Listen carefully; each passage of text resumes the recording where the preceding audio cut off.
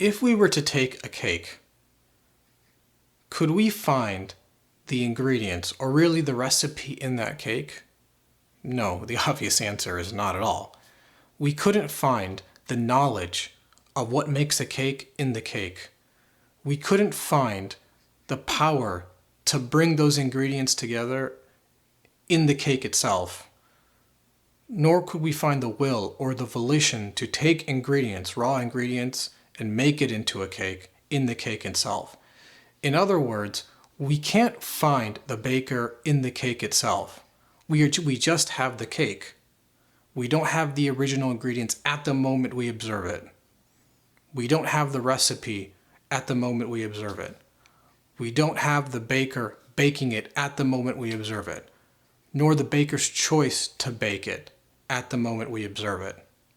And yet, the cake does imply that, one, that there must be a recipe to that cake, or what we can call knowledge. That knowledge is not sufficient to bake a cake, but that the baker or something beyond the cake must have the power to take that recipe and execute that recipe such that a cake is made. And then they don't have to do that. Therefore, they must have the will or the volition to, instead of not baking a cake, even though they can, but to actually do it. All those things, the knowledge to do so, the power to do so, the will to do so, none of those three things can be found in the cake.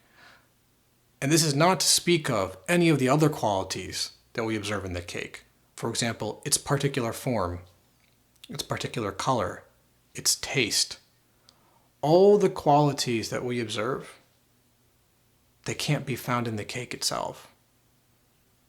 The cake can't be the source of those qualities. The cake admits to that truth. And it says to us, if we read it, I am not my own maker. I am not my own author.